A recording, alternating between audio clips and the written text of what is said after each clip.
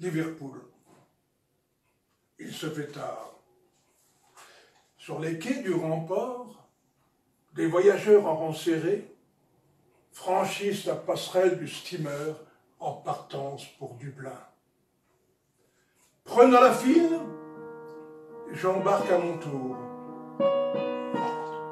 Sur le pont, un groupe d'immigrants irlandais, reconnaissables d'après l'accent, barbus, mal rasés, chargés de 1000 petits paquets, aux valises cerclées par des ficelles effilochées, s'installent, tel le carré de la vieille garde.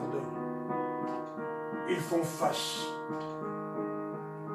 Plus loin, des sujets de sa gracieuse majesté britannique en provenance de l'Inde, d'Afrique et du Moyen-Orient nous visent courtoisement. Ils paraissent plus riches, plus détendus, plus confiants.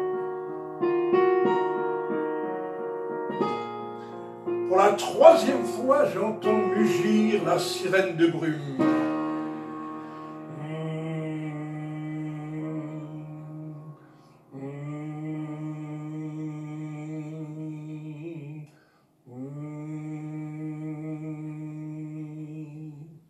Nous partons. Le steamer silencieux quitte la terre anglaise, s'enfonce peu à peu dans une brume épaisse, ne devient plus qu'une ombre qui glisse dans le noir. Nous sommes maintenant bien loin du point de départ. Silence. Seul me parvient le son lugubre de la cloche d'une bouée sonore. En ce moment, sur le pont, tout le monde à peu près dort. Un enfant soudain piaille et réclame sa mère. Quelques murmures, vite étouffés. De nouveau, le silence.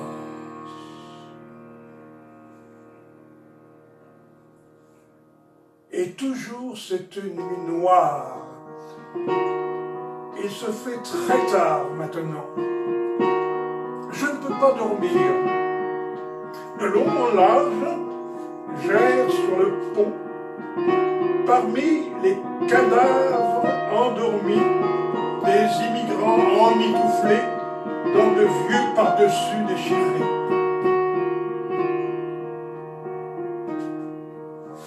Le steamer fantasmatique poursuit toujours silencieusement sa route au milieu des ténèbres.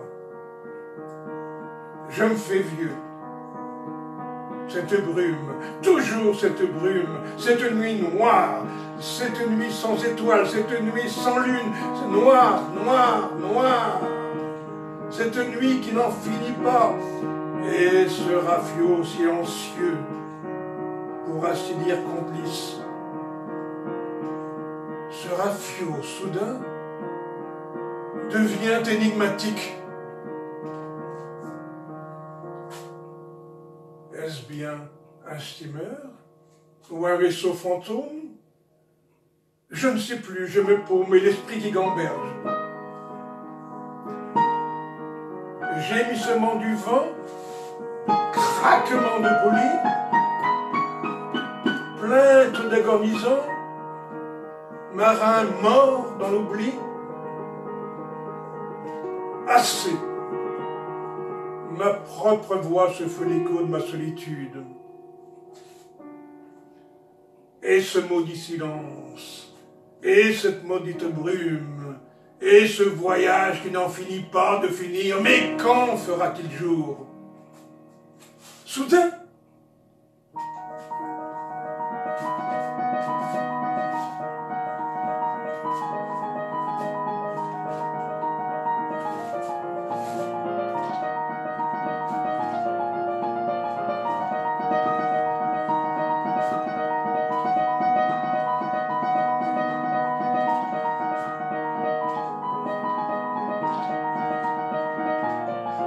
Surgissant de la brume, mes copains, mes amis, dans une grande farandole près de moi réunis, m'entourent et puis m'embrassent.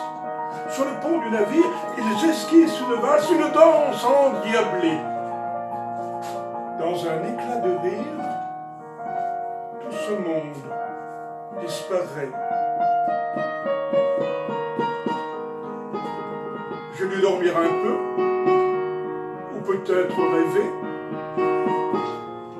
Lorsque j'ouvre les yeux, un rayon de soleil fait frissonner ma peau. Le rêve était si beau, je suis de bonne humeur.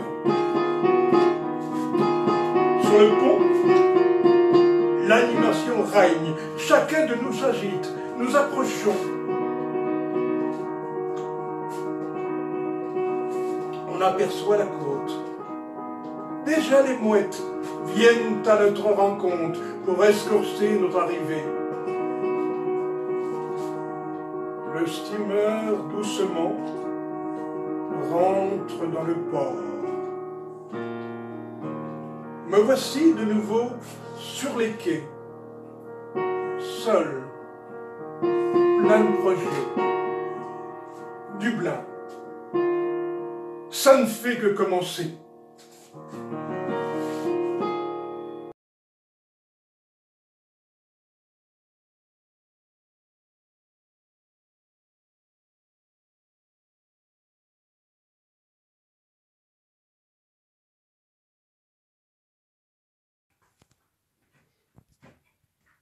Voilà, là ça filme. Là ça filme. Bon, c'est pas le film, à la limite, c'est la...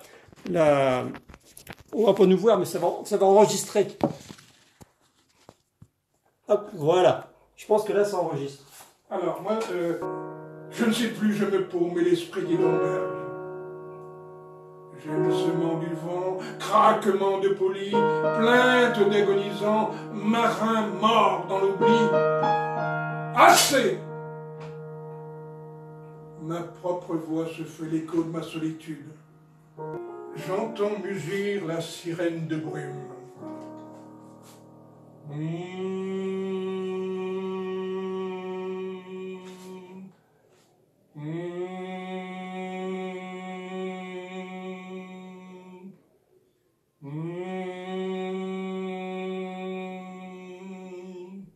Nous partons. Ce voyage qui n'en finit pas de finir, mais quand fera-t-il jour? Soudain,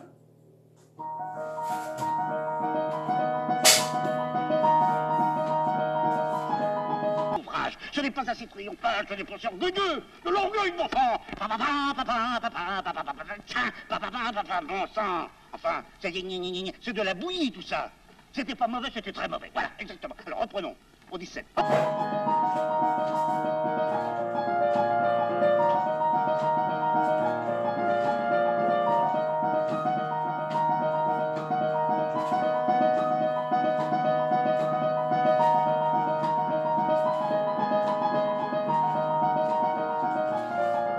surgissant de la brume, mes copains, mes amis, dans une grande farandole près de moi réunis. Maintenant, cher public, j'aimerais vous emmener dans un voyage que j'ai fait il y a 40 ans.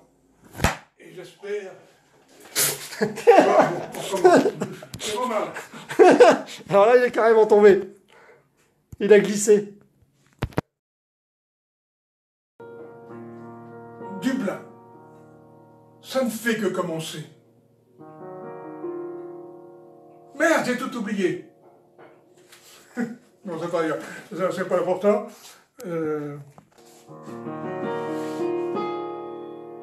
Merde, j'ai tout...